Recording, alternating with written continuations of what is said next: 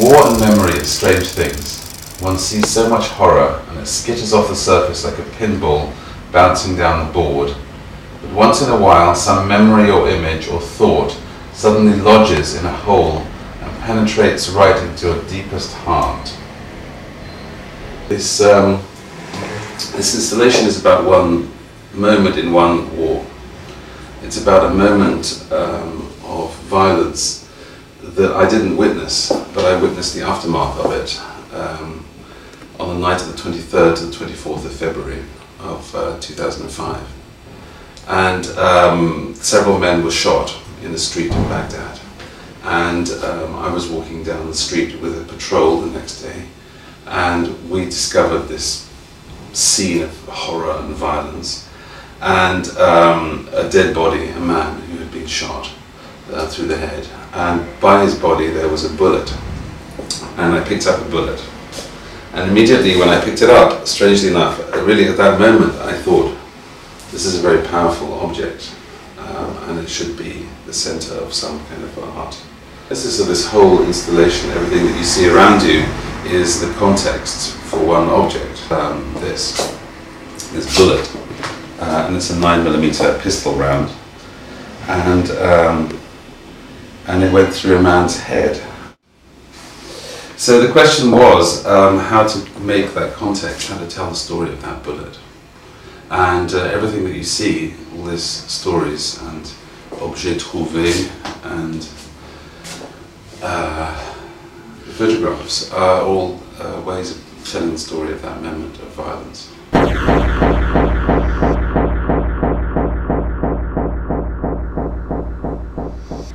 So this is my first exhibition of any sort.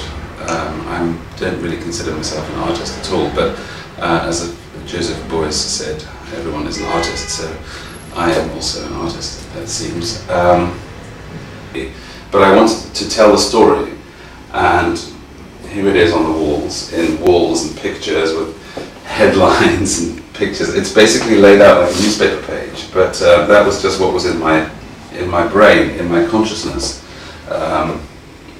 And it's the story of me, my wars here. It's a story of being a journalist in Baghdad, my colleagues, a good friend, a photographer who travelled with me. And there we start to get to little, I guess, specific stories. Up here we have some family photographs that I picked up in one of Saddam Hussein's palaces. My notes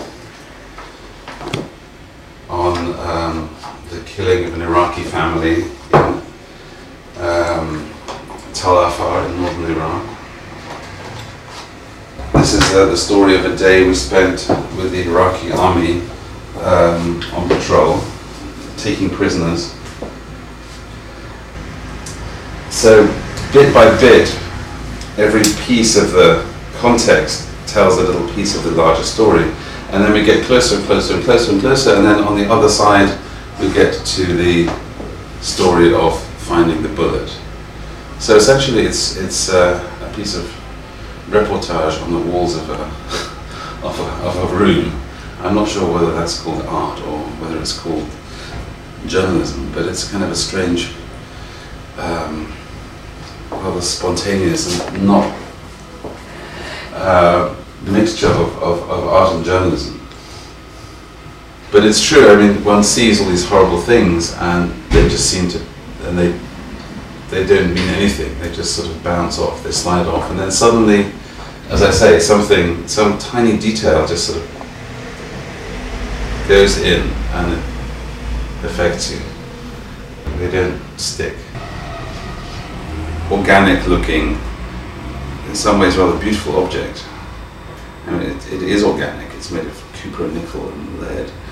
It's not necessarily sinister to people who just see it like this. I mean, it's sinister to me because I saw it in a pool of blood, and it probably has blood on it. I mean, it's been in a man's brain, and it extinguished his life. This piece of metal is something that I find strangely disturbing, and I don't quite know why. In touching it, do you become somehow sort of complicit? Do you become part of the story when you touch it? I mean, this bullet was made in a factory, it was put in a pistol, it was pointed at someone's head, it went through someone's head, it spattered on the pavement, stayed there on the pavement for a few hours. I picked it up, I put it in my pocket, I took it to Istanbul, I brought it to Paris. You know, this object has a story, and now it's been sitting here, people are looking at it, we're talking about it, you know, people have touched it. I don't know, but to me, in my imagination, it has power, it has a terrible power. And it is disturbing in many ways to touch it.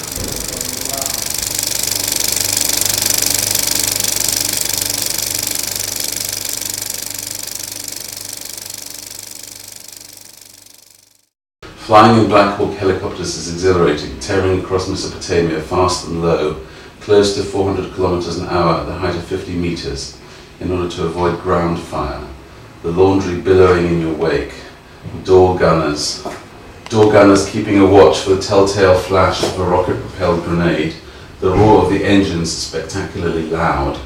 You feel like an avenging angel ready to rain death on the wicked world below, on the tiny people living their miniature lives beneath the tremendous backwash of your mighty wings. The feeling of pure deadly power is frightening, but intoxicating. "Yeah," said one sergeant gunner as we prepared to fly from Baghdad to Mosul. "Any motherfucker down there trying to mess with us and we're gonna rock their fucking world." Which makes him sound like kind of an asshole, which he definitely wasn't, just an excited 25-year-old from Kansas or Milwaukee or somewhere, who finds himself spending his days in a $14 million flying machine, flying over a city full of people he's never met who want to kill him. One of the things that I wanted to explore is the motivations of the American soldiers and army that I was with. And all of these funny postcards are from American military shops in Iraq. "Enjoy Baghdad, always free. Operation Iraqi Freedom, freedom or bust." And the text says, apropos of all of these, "A little crass, okay. But actually, most of the American soldiers and officers I met were actually very decent, well-meaning professionals. They hadn't a fuck's clue, of course, what was actually going on around them in Iraq, which they saw mostly through 4 inches of toughened glass in a Humvee Jeep window, or down the sight of an M16 rifle.